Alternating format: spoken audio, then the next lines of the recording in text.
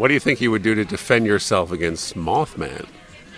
Well, they make those tennis racket-looking fly swatters, and judging by your reaction, I feel like I'm not the person who said that, but it would depend on what... You need a large fly swatter. It would depend on what his intentions were. If he's friendly, like Bigfoot. Hidden within the shadows, throughout tales that span generations, monsters exist in many forms. Explore the folklore, embrace its most important lasting features, and delve into information of the unexpected. These are monster myths. What you know about monsters could save a life, possibly even your own. I need your help to inform the masses. I'm Kephen Sting, and tonight's Monster Myths features the Mothman.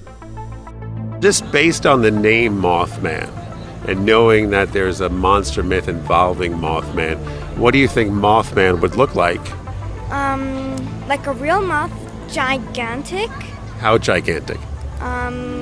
Human gigantic, maybe, yes. I've been getting a mass of emails from you inconstant readers, both here on YouTube and on my other social media, and quite a few have been asking me about this strange creature located along the east coast of the United States. Well, Christine B. asked me, I'm traveling to West Virginia and wondering if I'm in any danger from the Mothman while I'm there. Danger, you say? That caught my attention. What is this Mothman? Well, I think I'm safe in assuming it looks like a moth. I remember seeing with traffic lights, and it sort of lunges out, and it's almost like a kind of a Rorschach-y pattern that sort of imitates moth's wings, but I could just be making that up. I'd have to see it to believe that. You know, I don't know if there's such a Mothman, but I know I used to live out towards the mountains a little bit more, and I have seen something in a tree there that looked like a big giant person, and when the wings spread, it made the trees move. So there's something out there with big giant wings that does make things move. What is this Mothman?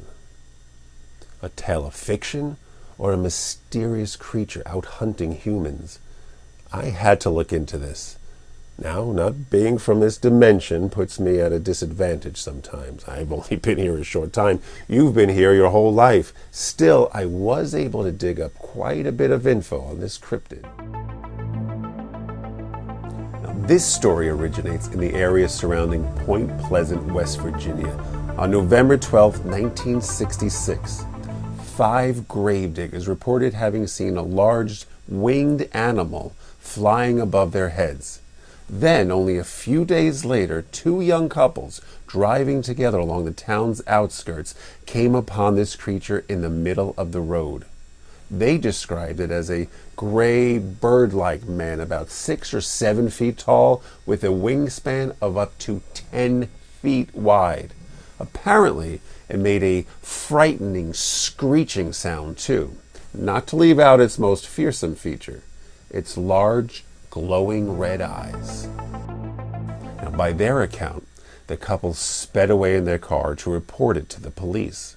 However, the beast flew above them, trailing their vehicle the entire way back into town, even when the car reached speeds of up to 100 miles per hour. Yet, despite even having an article written about it in the local newspaper, their case wasn't taken seriously until there was a rash of subsequent reports. For the next year, there would be hundreds of regional sightings of what would finally be known as the Mothman. It would go on like this until the Mothman was supposedly spotted on the Silver Bridge a week before its unfortunate collapse on December 15th, 1967. 46 people died in the bridge's fall, and it seemed to not only tragically affect the community, but slowed the sightings to a halt. For some time afterward, there were only a smattering of Mothman sightings, but nothing that could compare to those of the original year. In 1975, an investigator by the name of John Keel published a book called The Mothman Prophecies, which linked the Mothman to UFOs and other paranormal factors. And that brought with it more interest, elevating the myth to the status people could appreciate on a much larger level. Later, in 1992, there would even be a film made based on the book, starring Richard Gere. Needless to say, at this time, the Mothman was now legendary. However, all this attention also came with its share of scrutiny. Sleuths discovered that many of the sightings were hoaxes or exaggerations of other animals. In one instance, there was even a man living in a Point Pleasant warehouse pretending to be the Mothman. Other experts liken most sightings with those of large-winged birds. The region is well known to include birds such as the sandhill cranes, barn owls, and turkey vultures. Some of these have wingspans that would rival that of the creature's descriptions. Folklorists and cryptid experts alike have noted that many of the supposed reports were not very credible and most were sensationalized accounts. Yet, despite all these revelations, the myth of the Mothman lives on. Now, as I said before, back in December of 1967, the Mothman creature was supposedly photographed at the top of the Silver Bridge a week before its collapse. Now, with that in mind, there's some extra spookiness thrown on top by the fact that the sightings quit immediately after the collapse, which led to the belief that perhaps the Mothman was marking the area before a tragedy, much like a doomsayer might do. Now, prophets of doom are not an uncommon thing throughout your history. I wouldn't be surprised if this element really was tied into its identity. There's also further detail on the myth that deals with the concept that whomever had encountered the creature ended up experiencing mental disorders of various kinds. Many claim that they were overwhelmed with an impending sense of doom. So, is the Mothman an evil beast that appears as a portent of tragedy to come? Or perhaps it could be he's a benevolent creature warning people for their own safety. All of this would really matter if you came face to face with the Mothman. And what would you do? It sounds like he is more than fast enough to catch you running, and he must be strong to be able to fly that massive 7-foot body. Oh, I know what I would do. I would get the biggest lamp I could find. The light should distract it, and then give him a big fluffy sweater. That should buy you enough time to get to the police. What do you think? Write to me and let me know, what would you do if you were suddenly faced with the Mothman? Let's see what the public has to say, shall we? Right. That's all. I don't think I will engage a conversation. I just will be so terrified that I will start to run and Dress up as a moth. Yes. Might have to try to wrestle. If it attacked me, I would try to wrestle with it. Hopefully not get picked up by it, because flight and humans tend not to work very well together. Well, part of the Mothman legend is that he can fly over 100 miles an hour. Good grief. Would that skew your thinking on how to defend yourself? Yeah, I would go to ground. I would try to get low, get away from it, get underneath something.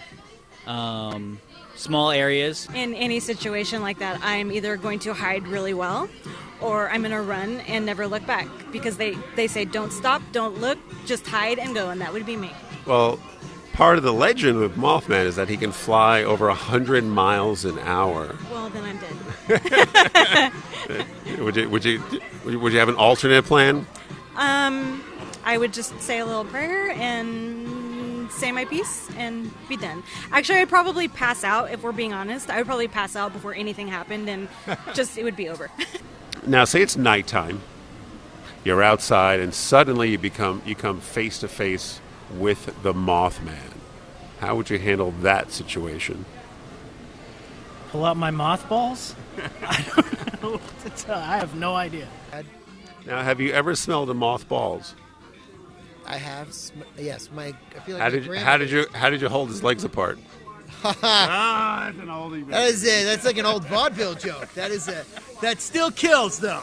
There's two different ways of looking at Mothman. A lot of people think he's very good, and some people think he's evil. What do you think he might be? I think he's very good because actual moths don't do anything. They just wander around. So I would think he's pretty neat. The legend says it was evil. There's nothing good about it. If it was real, I'd probably just say that it's probably just another animal. I don't really think that it would be anything like purposefully evil. And like I told you, I just read on the news, some papers, I don't know where, but it was spotted on Chicago area last 2 days. To be honest, I have no idea because I feel like it could be also the town's just way to bring in income. You know, it is a small town, so, you know, nobody would really hit it. So it probably is more of an attraction type of deal. But if it was real, I think it'd be more of just kind of like probably evil, if in a sense, you know, because it is a creature. And I don't know. I'm still on the fence on this one. And I'll tell you why. Not that I endorse any single website as the ultimate authority in regards to monsters.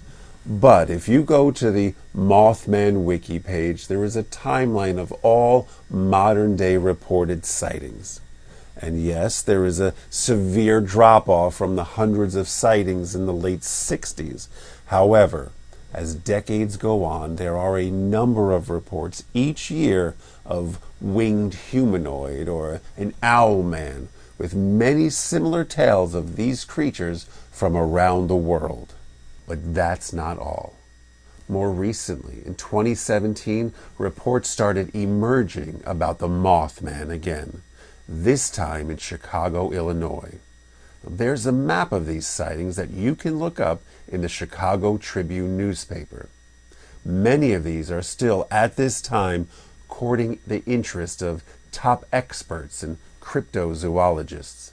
So even though the basic consensus is that the Mothman is more than likely not real, these stories are still occurring. And I wonder, if it isn't real, then what continues to make these tales appealing? What is it about them that makes people want to keep talking about them? And I don't have a definitive answer yet, but perhaps you could help me. I encourage you to check out the actual Mothman Festival held in Point Pleasant, West Virginia every third weekend in September. Sounds like they have a lot of fun with music, vendors, and guests. If you want to know more, there's a website dedicated to the festival, as well as another website for the Mothman Museum right in their town. It seems that these regular folks still find the Mothman pretty fascinating. And again, this is where I could use your help. Write me either here or in one of my media pages, Twitter or Insta, book, Facegram things. You can tell me about whether or not you think the Mothman is real. Have you ever had any winged humanoid kinds of experiences? Or tell me if you think the Mothman is a herald of coming doom. In any case, we should be watching. Yes, always watching. Oh, and don't forget, if you like this video and want to see more, hit the subscribe button. And make sure you also click on the little bell symbol to guarantee you get notified whenever a new Kephen Sting video is uploaded. Year after year, tales of monsters persist. From one culture to another, they inhabit the stories of our lives. Stay aware out there, for you never know when one could come knocking on your door. I'm Kephen Sting, and these are Monster Myths. Bye.